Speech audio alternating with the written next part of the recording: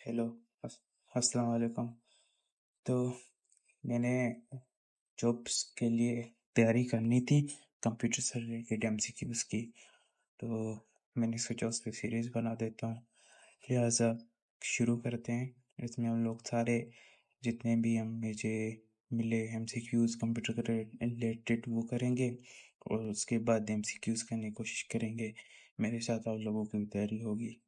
तो स्टार्ट करते हैं। पहला जो एमसीक्यूज़ है वो ये है कि क्या कि जो टर्म कंप्यूटर है वो डिराइव्ड कहाँ से हुई है। वो लैटिन से हुई है। Father of computer Charles Babbage. तो अंग्रेज़ों को अजीब नाम होते हैं, हिंदी में नहीं आते। थर्ड एमसीक्यूज़ है कि जो बेसिक ऑपरेशन जो कंप्यूटर परफॉर्म करता है वो कौन से हैं।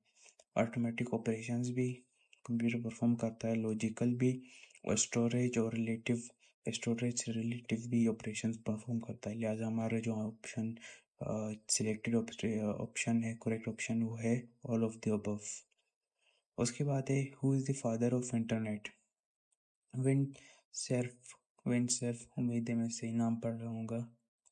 इफ कंप्यूटर है मोर देन, अगर कंप्यूटर के एक से ज़्यादा प्रोसेसर हों तो हम उसको मल्टी प्रोसेसर बोलते हैं। डब्ल्यू जो हर वेबसाइट के स्टार्टिंग में होती है, डब्ल्यू उसको बोलते हैं world wide web. Computer system के ऐसे प्रोग्राम जो कंट्रोल और कोऑर्डिनेट करते हैं पूरी फंक्शनलिटी कंप्यूटर की, वो कौन सा प्रोग्राम है जो सब कुछ चलाते हैं कंप्यूटर का, हमें पता है वो ऑपरेटिंग सिस्टम है।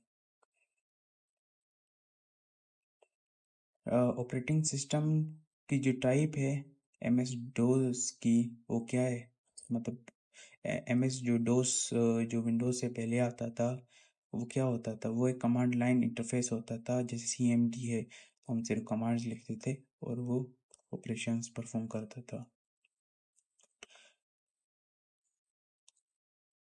कौन सी कॉम्पैक्ट डिस्क में कौन सी टेक्नोलॉजी यूज़ हुई है, लेज़र की। जो हमारे पास सीडी हैं वो लेज़र की मदद से ही वर्क करती हैं, उन पे डेटा रीड और राइट होते हैं। 1 गीगाबाइट किसकी इक्वल है, पहले हम ये देखें। गीगाबाइट एमबी मेगाबाइट से छोटा है, तो 1024 मिल के 1 GB बनाते हैं, और 1024 मिल के 1 MB बनाते हैं। उसके बाद हमारे पास है कि कंप्यूटर सिस्टम का ब्रेन क्या है। सीपीयू, सेंट्रल प्रोसेसिंग यूनिट, हमारे पूरे कंप्यूटर की फंक्शनलिटीज़ जो भी होती हैं काम, वो कोऑर्डिनेट करता है। इनमें कौन से कंपोनेंट्स हैं, सेंट्रल प्रोसेसिंग सीपीयू के कौन से कंपोनेंट हैं। अर्थमेटिक लॉजिक यूनिट और कंट्रोल यूनिट, याद रखें। अर्थमेटिक लॉजिक यूनिट और कंट्रोल यूनिट हमारे पास सीपीयू के कंपोनेंट्स हैं। Analogue computers work on supply of, analogue computer जो होते थे वो किस की मदद से काम करते थे। कंटिन्यूस इलेक्ट्रिकल पल्स जैसे ही कंटिन्यूस आती थी, बीम्स आती थी, उनकी मदद से वो वर्क करते थे। इनमें से कौन सी डिजिटल डिवाइस है, डिजिटल क्लॉक की हमारे पास डिजिटल डिवाइस है। Computer that process both analogue and digital signal, computer जो कि एनालॉग और डिजिटल प्रोसेस करता है इन बोथ को, वो कौन सा है, हाइब्रिड कंप्यूटर। हाइब्रिड बोलते हैं जो दो मुख्तलिफ चीज़ों को एक ही साथ करे, मतलब उसको हाइब्रिड बोलते हैं। C D ROM stands for, C D हम जो बोलते हैं उसका फुल फॉर्म है compact disc read only memory.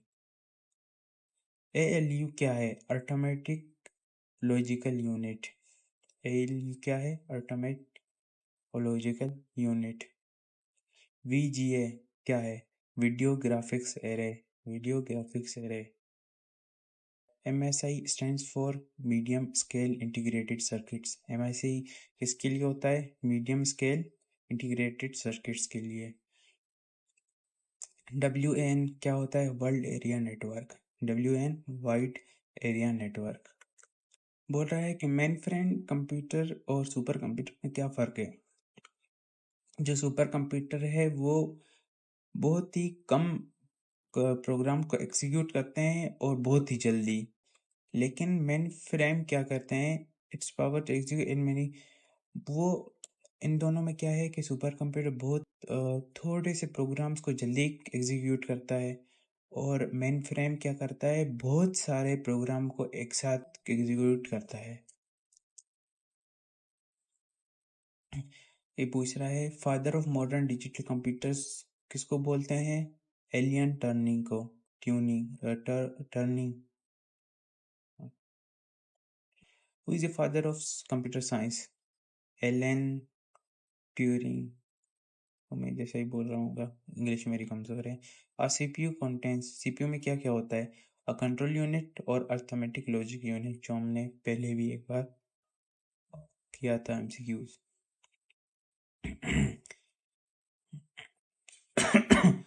इनमें से क्या वो चीज़ है जो एक यूज़र और कंप्यूटर सिस्टम के इंटरेक्शन को पॉसिबल बनाता है, यूज़र इंटरफेस। हम जो भी काम कर रहे होते हैं कंप्यूटर से, उसको यूज़र और इंटरफेस बोलते हैं। जो हमारा माउस होता है, कीबोर्ड होता है, जो हम लोग देख रहे हैं स्क्रीन पे काम कर रहे हैं, उसको यूज़र इंटरफेस बोलेंगे। फर्स्ट कंप्यूटर वर प्रोग्राम यूजिंग मशीन लैंग्वेज, पहला पहला जो कंप्यूटर को प्रोग्राम किया गया था वो थी machine language. This is combination of hardware and software that facilitate the sharing of information between computers। वो कौन सी चीज़ है जो कम्बिनेशन हार्डवेयर और सॉफ्टवेयर की मदद से मिलाई गई है, जिसकी मदद से दो या दो से ज़्यादा कंप्यूटर एक दूसरे में कम्युनिकेट करते हैं, हम बोलेंगे नेटवर्क। जो हमारा इंटरनेट है वो बेसिकली एक नेटवर्क के ऊपर है।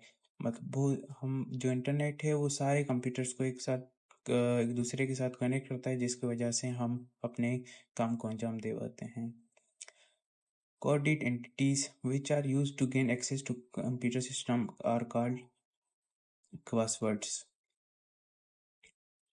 Which of the following statements is true about mini computers, microcomputers?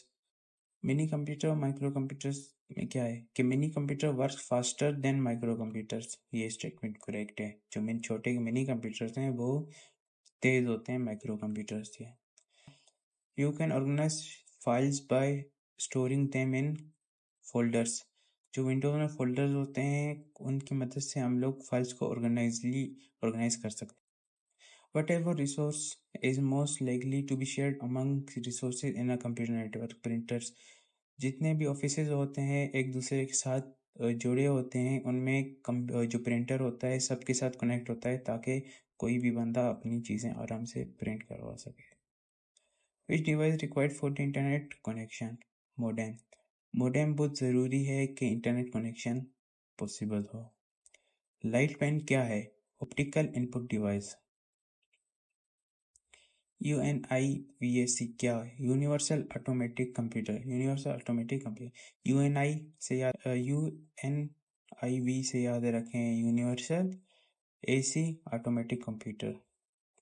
Capacity of 3.5 inch floppy disk was 1.44। जो फ्लोपी डिस्क CD से पहले की थी, जिसका जो 3.5 इंच की थी और सिर्फ उसका जो स्टोरेज था 1.44 MB था। अभी तो SD कार्ड्स आ गए हैं जो GBs में देते हैं या फिर USBs। MICR stands for magnetic ink character recognition, magnetic ink character recognition. EBCDIC extended binary coded decimal integrated code, extended binary integrated decimal interchange code। Which of the following is a part of central processing unit, arithmetic and logical unit? हमने तीसरी बार ये code आ गया। CAD stands for computer aided design। Junk email is also called spam। कौन सी इनमें से एक जो statement है वो हैकर्स को डिफाइन करती है? Break into people's computers, hackers कौन होते हैं जो ज़बरदस्ती दूसरों के कंप्यूटर में घुसते हैं। What type of computers are client in a client server? कौन से कंप्यूटर क्लाइंट्स होते हैं क्लाइंट सर्वर उसमें? Micro computers. A computer can not boot if it does not have operating system, operating system के बिना कंप्यूटर चल ही नहीं सकता, वो अपनी बायोस पे अटक जाएगा। The amount of vertical space between lines of text in a document is called vertical space, जो होता है y एक्सिस पे, जिसको हम लोग बोल सकते हैं, वो डॉक्यूमेंट्स में क्या बोलते हैं, लाइन स्पेसिंग। क्या बोलते हैं, line spacing. Example of non numerical data is employ address. इनमें से एग्जाम स्कोर भी न्यूमेरिकल होता है, बैंक डेटा भी न्यूमेरिकल होता है, लेकिन एड्रेस जो है वो स्ट्रिंग में हम लोग कैरेक्टर्स में लिखते हैं। What are embedded systems? Computer which are the part of large systems और मशीन।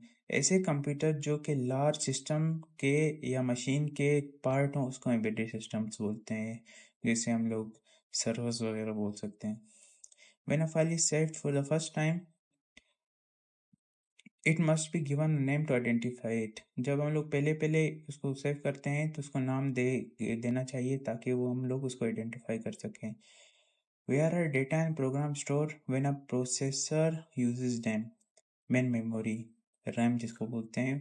प्रोसेसर एग्जीक्यूट करने से पहले उसके नज़दीक जो रैम है उसमें वो टेम्पररीली वो फाइल स्टोर होती हैं ताकि जो प्रोसेसर है वो कम टाइम में उनको बुला के एग्जीक्यूट करें, क्योंकि जो हार्ड स्टोरेज डिवाइस जो एसएसडी है या हार्ड डिस्क है वो दूर पड़ी होती है। Dash represents raw facts, whereas is data made meaningful. Data represent करता है रॉ फैक्ट्स को, और उस डेटा को हम लोग प्रोसेस करके इंफॉर्मेशन में जब कन्वर्ट करते हैं तो मीनिंगफुल डेटा बन जाता है।